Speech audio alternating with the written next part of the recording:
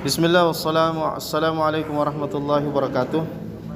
Alhamdulillah wassalatu wassalamu ala Rasulillah wa ala alihi wa sahabatihi wa man tabi'ahum bi ihsanin ila yaumiddin, amma ba'du. Ikhwani fillah rahimakumullah. Kita lanjutkan kajian kita dalam pembahasan kitab Wajibuna nahwa ma amarana Allahu bih. Kewajiban kita terhadap apa yang Allah perintahkan kepada kita. Apa yang menjadi kewajiban kita terhadap perintah-perintah Allah Subhanahu wa taala. Berkata Al-Imam Al-Mujaddid Muhammad bin Abdul Wahhab rahimahullah, beliau mengatakan idza amara Allahul 'abda, apabila Allah memerintahkan kepada seorang hamba, apabila Allah memerintahkan kepada seorang hamba bi amrin, dengan satu perintah. Apabila Allah memerintahkan hamba dengan satu perintah, ya, ini isyarat bahwa Allah Subhanahu wa taala telah memerintahkan kepada hamba-hambanya perintah-perintah. Apakah itu perintah untuk melakukan sesuatu atau perintah untuk meninggalkan sesuatu? Itu sama perintah. Apakah itu perintah untuk melakukan sesuatu seperti sholat, puasa, zakat, haji dan semisalnya, atau perintah untuk meninggalkan sesuatu seperti perintah Allah untuk meninggalkan perbuatan zina, perintah Allah untuk meninggalkan membunuh, perintah Allah untuk tidak mencuri, ya. Ini semua perintah Allah, semua masuk dalam cakupan perintah. Dan yang berhak untuk memerintahkan kita dalam perkara-perkara yang berkaitan dengan agama itu hanya Allah Subhanahu wa taala. Ya, dialah Allah yang memberikan perintah. Dan kalau dia perintahkan maka kita wajib untuk melaksanakannya. Apabila Allah memerintahkan kepada seorang hamba bi amrin, dengan satu perintah, wajaba alaihi fihi sab'u maratib, maka wajib atas hamba tersebut dalam perintah itu 7 tahapan. Jadi wajib atas hamba tersebut untuk melaksanakan 7 tahapan dalam perintah itu. Jadi ada 7 tahapan yang harus kita lakukan, ya, ketika Allah memerintahkan kita dengan satu perintah. Tayyib. Ya, kata beliau di sini sab'u maratib, ya, 7 tahapan. Ini beliau memberikan pembatasan bahwa 7 tahapan ini wajib untuk kita kerjakan. Al-ula, yang pertama, ini disebutkan dulu seluruhnya sampai 7, baru kemudian dirinci, dijelaskan satu demi satu. Al-ula, yang pertama adalah al-ilmu bihi. Kita wajib untuk berilmu tentang perintah itu. Berilmu tentang perintah itu, ya. Jadi dua hal yang harus untuk kita upayakan. Yang pertama, kita harus mengetahui apa saja yang Allah perintahkan. Kemudian yang kedua, setelah kita tahu perintah-perintah Allah, maka kita harus mengilmui bagaimana cara kita mewujudkan atau mengamalkan atau melaksanakan, ya, perintah itu.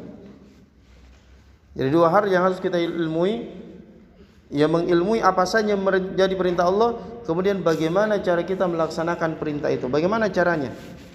Ya, karena banyak orang yang sudah tahu salat itu kewajiban.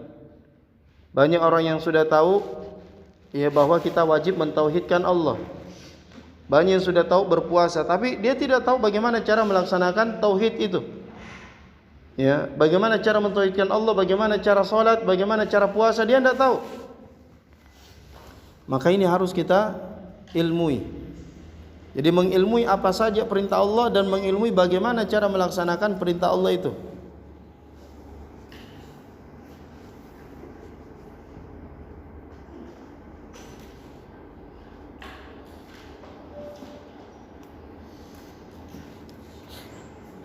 Kemudian as-tsaniyah, yang kedua, mahabbatuhu.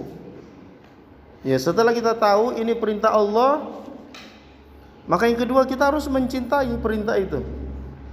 Kita harus mencintai, kita harus menyukai perintah Allah tersebut. Ya. Kita harus mencintai perintah Allah tersebut.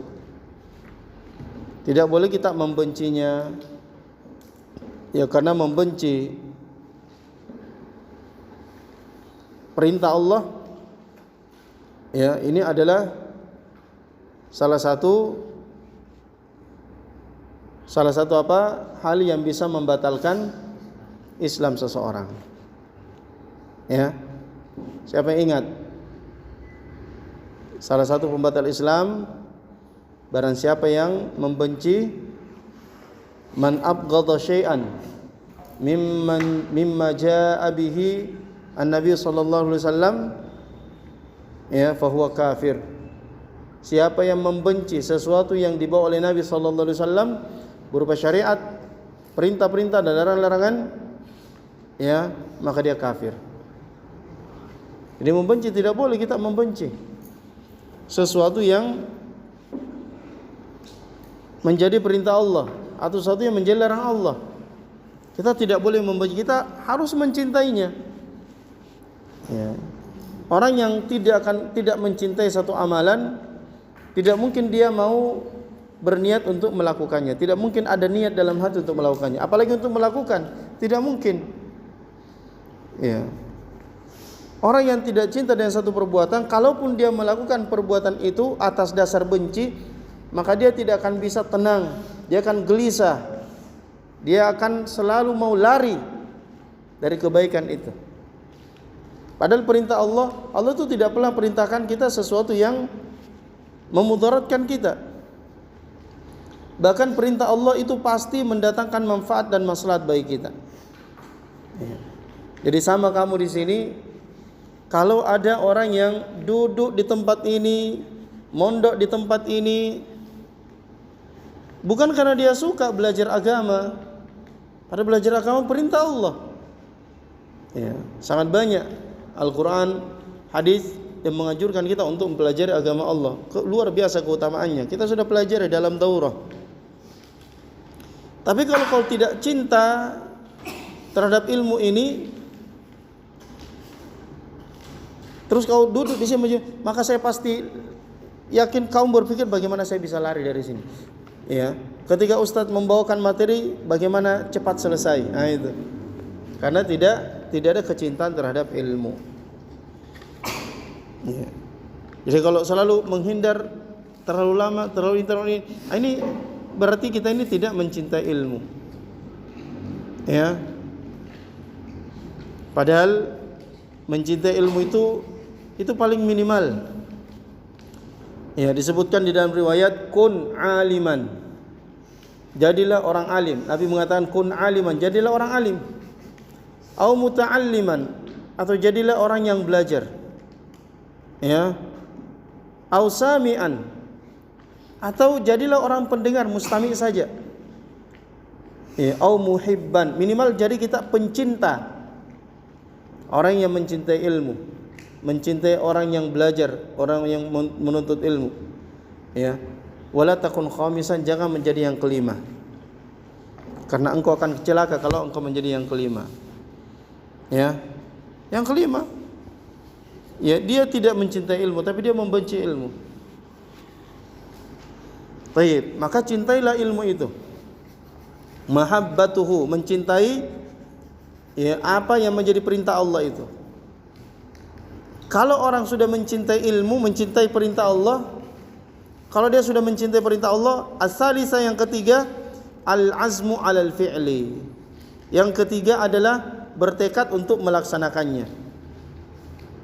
Tekad untuk melaksanakan satu perintah ini tidak mungkin terwujud, terlaksana kalau kita tidak cinta. Jadi yang kedua perlu dicintai dulu. Allah perintahkan kita sholat. Kalau kita sudah cinta dengan sholat, maka pasti kita akan bertekad, berazam, berniat kuat untuk melaksanakannya. Pasti itu kalau dia sudah mencintai. Dia mendengarkan perintah Allah untuk menuntut ilmu, apalagi keutamaan-keutamaannya. Lalu dia mencintainya. Orang yang sudah mencintai pasti akan berniat kuat untuk melaksanakannya. Pasti itu. Orang yang sudah tahu anjuran, keutamaan salat-salat sunnah, ya 12 rakaat salat sunnah sehari semalam, yang keutamaannya banallahu lahu baitan fil jannah, Allah akan membangun untuknya mahligai, istana di dalam surga. 12 rakaat. Ya. 2 rakaat, 4 rakaat sebelum zuhur, 2 rakaat setelah zuhur, ya 2 rakaat setelah maghrib, 2 rakaat setelah apa? Setelah isya, dan 2 rakaat sebelum subuh. Berapa semua? 12 rakaat. Siapa yang melaksana ini? Banallahu lahu baitan fil jannah, Allah akan membangun untuknya mahliga di surga. Dia sudah tahu, dia cinta. Kalau dia sudah cinta, pasti dia akan berazam untuk melaksanakannya. Dia tidak akan terluput. Ya. Dan orang yang mau melaksanakan tentu akan bersiap. Mau azan, siap-siap. Supaya setelah azan dia langsung kerjakan. Oh, luar biasa itu. Ini kalau dia cinta, tapi kalau dia tidak cinta, pasti dia akan nongkrong di situ. Ya, nunggu sampai komat. Sembunyi di situ. Ya. Ini kadang seperti itu, atau menunggu di luar, ngintip-ngintip, komat nih kan. Ya. Baik. Kalau sudah, berarti dia ini orang seperti tidak cinta. Tidak cinta dengan kebaikan. Tidak cinta dengan perintah Allah Subhanahu wa taala. Nah, orang yang tidak cinta tidak mungkin punya niat kuat untuk melaksanakannya. Makanya yang ketiga, al-azmu alal fi'li, niat kuat untuk melaksanakannya karena sudah diawali cinta. Nah, kalau dia sudah berazam untuk melaksanakannya, maka dia akan berpindah kepada yang keempat, al-amalu, dia akan mengamalkannya. Ini kewajiban kita yang keempat adalah mengamalkan. Apakah setiap perintah itu wajib untuk dilaksanakan? Wajib diamalkan? Jawab. Wajib diamalkan atau tidak? Ada yang wajib, ada yang mustahab, ada yang sunnah. Jadi perintah itu hukum asalnya wajib, kecuali kalau ada dalil yang menerangkan bahwa ternyata perintah ini tidak wajib. Jadi tidak semua perintah itu harus dikerjakan. Ada juga perintah yang seruannya adalah seruan berupa sesuatu yang disenangi saja, keutamaan sunnah, bukan wajib. Nah, cuma yang sunnah ini jangan sampai kita tidak melaksanakannya hanya karena dia sunnah. Ini tidak boleh. Jadi seorang yang meninggalkan satu amalan ya karena meremehkan pahala yang Allah janjikan, sunnah ya maka ini bisa berdosa, bermaksiat kepada Allah karena meremehkan ya sebuah pahala dan kebaikan di sisi Allah Subhanahu wa taala. Jadi mengamalkan. Kemudian kewajiban kita yang kelima adalah kaunuhu yaqau 'alal masyru' khalisan wa sawaban. Amal itu harus dilaksanakan dengan cara yang disyariatkan, yaitu harus ikhlas dan harus benar. Harus ikhlas dan harus benar. Ya. Ikhlas itu dilaksanakan semata-mata karena Allah. Benar itu dilaksanakan sesuai dengan tuntunan Rasulullah sallallahu alaihi wasallam. Nah, makanya tadi kita masalah ilmu itu dua hal yang perlu kita ilmui. Kita harus mengilmui apa saja perintah Allah, kemudian mengilmui bagaimana cara melaksanakan perintah itu. Ya. Bagaimana cara melaksanakannya? Itu harus sesuai dengan tuntunan Nabi sallallahu alaihi wasallam. Itulah yang dimaksud dengan benar. Ya. Ikhlas dan ittiba, mencontoh kepada Nabi dalam setiap ibadah, ini dua syarat diterimanya amal ibadah. Ibadah kita itu harus terpenuhi padanya dua syarat ini. Kalau dia cuma ikhlas, dilaksanakan tidak sesuai dengan tuntunan Nabi, maka amal itu tidak sah, tidak diterima oleh Allah. Ya. Atau dia sudah sesuai dengan tuntunan Nabi tapi tidak ikhlas, ini juga tidak diterima. Sampai amal itu apa? Sampai amal itu ikhlas dan dikerjakan sesuai dengan tuntunan Nabi sallallahu alaihi wasallam. Ini perkataan Fudail bin Iyad. Beliau mengatakan innal amal idza kana khalisan wa lam yakun sawaban lam tuqbal. Amal itu kalau sudah ikhlas tapi tidak benar, tidak sesuai dengan tuntunan Nabi, maka tidak diterima oleh Allah. Wa idza kana sawaban wa lam yakun khalisan lam tuqbal. Atau kalau dia sudah benar tapi tidak ikhlas, ini juga tidak diterima. Hatta yakuna khalisan wa sawaban, sampai amal itu ikhlas dan benar sesuai dengan tuntunan Nabi, baru dia diterima oleh Allah Subhanahu wa taala.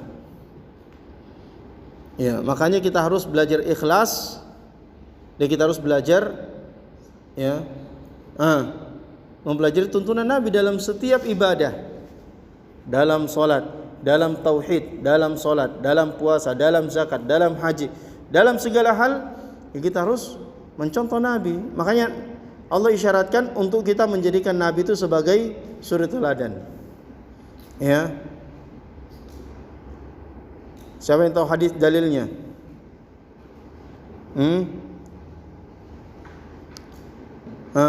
Laqad kana lakum fi Rasulillah uswatun hasanah. Ya. Sungguh telah ada pada Rasul itu uswatun hasanah, suri teladan yang baik. Ini dalam segala hal. Ya, dalam muamalah, dalam pergaulan, dalam berteman, dalam jual beli, ya, dalam ibadah, dalam salat, dalam puasa, dalam haji, dalam zakat, dalam tauhid. Ya, semua kita harus mengikuti tuntunan Nabi sallallahu alaihi wasallam. Jadi kewajiban kita yang kelima adalah bagaimana agar amal itu dikerjakan dengan ikhlas dan sesuai dengan tuntunan Nabi. Kemudian kewajiban kita yang keenam, at-tahdhiru min fi'li ma yuhbituhu. Kita harus waspada menjauhi ya perbuatan yang bisa membatalkan amal.